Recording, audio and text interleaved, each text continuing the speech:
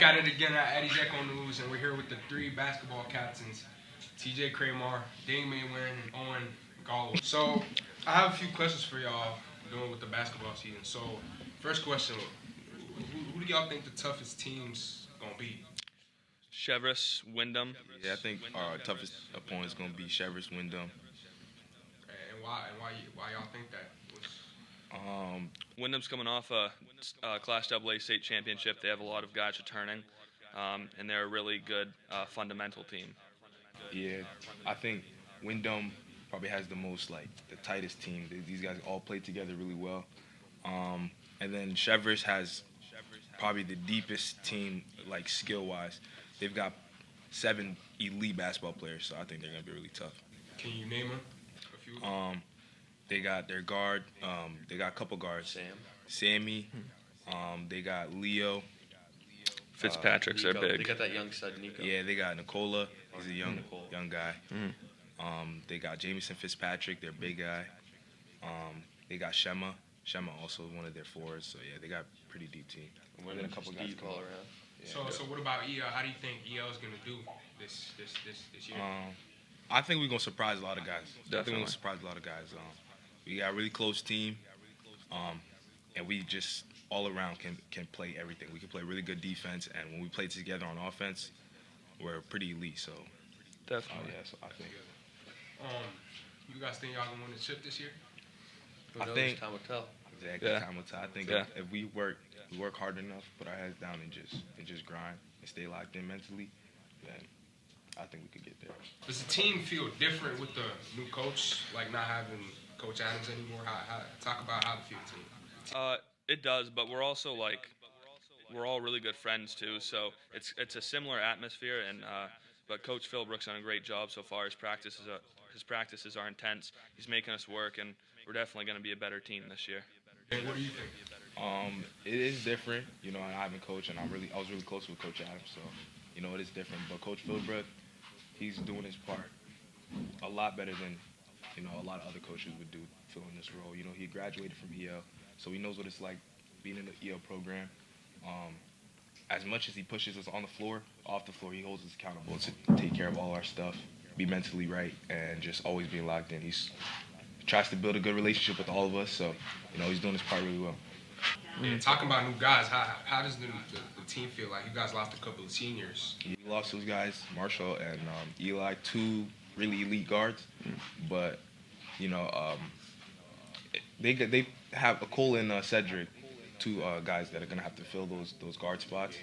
I think they can do that job just as well, if not better. So losing them is gonna be a little different, but I think we'll manage and be able to.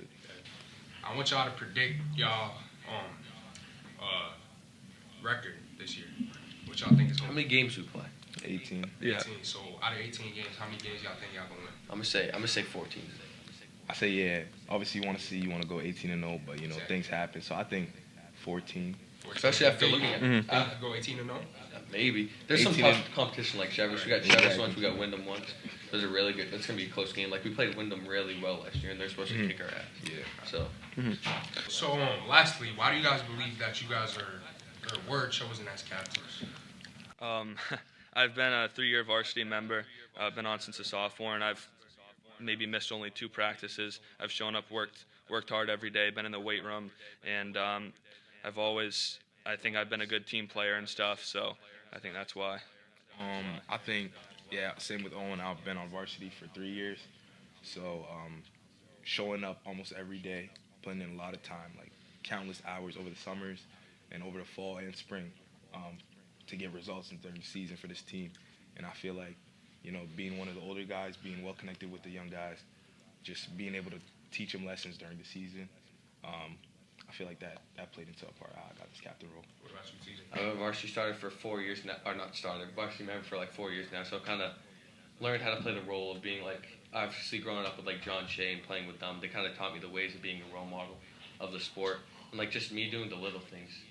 Obviously being a role model to these younger crew. We got 2 freshmen or one Freshmen, 2 sophomores. 1 freshman, 2 sophomores this year, so we're kind of teaching them the ways of just how to go about the varsity atmosphere and how to play. Yeah. And on top of that, there's a few guys that just didn't play much last couple years, even if they were on varsity or not. So, you know, them playing, having a big jump from not playing much to having a ton of minutes, you know, it's going to be hard to adjust. So we're going to be the guys there for them. So, yeah. Definitely. We can't wait to see the games, by the way. Yeah. Alright, so I was gonna already ask the 3 EO captains the interview questions, but I have one last question for them. You know, since all 3 of you guys are seniors and leaving, how do you guys feel about like passing the torch, and who do you think can step up to the plate? TJ, go first. I'll start that one off. Looking at that. Definitely, we got a few good role players this year. We got 2 starters coming up that are juniors. We got Cedric and Akol, obviously Ding's brother. So Akol growing up with Ding, he's probably gonna be able to step up with the plate.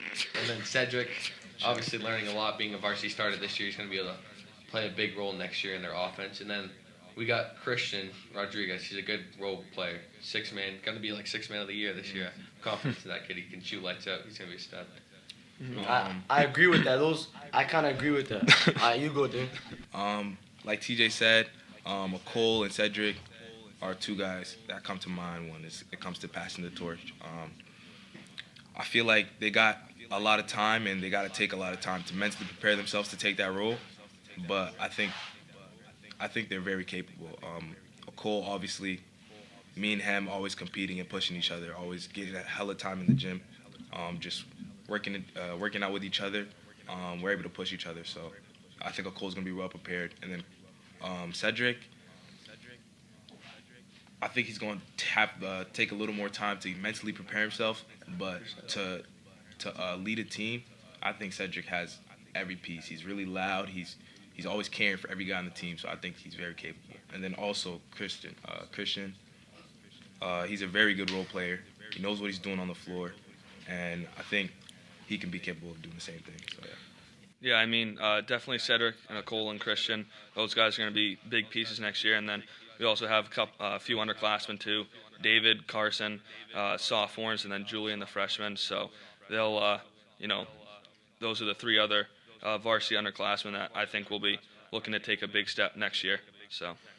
And I agree with everything you 3 just said. Cedric, Akol.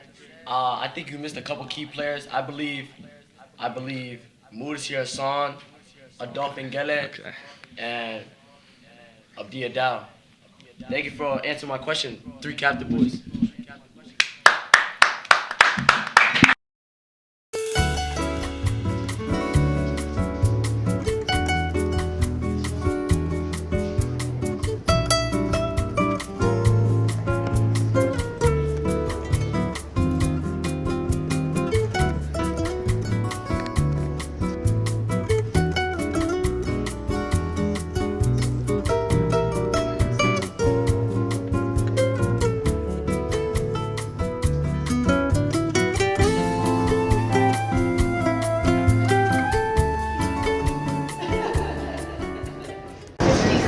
Portraits, pretty amazing. I love the 2 levels to the exhibit, and I think it really helps sort of understand the enormity of the work, right? Yeah. Some of the comments that we've received is that it's very timely. Do you have a favorite painting? Not in particular. No. But some of the paintings where it talks like information on the protest. I could like that some way. And there's a Muslim girl up there who like her coat like really makes me happy because like obviously I'm Muslim too. And she talks about like being small and girly and stuff. Like makes me admire. I mean, I think you really hit on the inclusivity of the exhibit, right? So there are people from every walks of life, here being featured, and I think that again is one of the great things about the exhibit itself. It's really great to meet you. I'm glad that you're enjoying it. Could you say that again, because I wasn't recording? And I snorted, and that's true. I thought I was. So Walt Whitman is scary because stares into your soul, is something like that. In a good way, yeah. Have you read any Walt Whitman works? I think you should. I didn't even know he was a writer. He is. Turns out he is. Yes. Yep. What's your favorite thing about this field trip so far? That we had to wait Whitman. entire school to arrive. Yeah. And all the art, so now we're just loitering. Oh, loitering. Good word. I don't use that word often enough. Loitering is a word that I love loitering. What's your thoughts on the word loitering? I don't know. Not sure. Don't want to be questioned. Well, this one.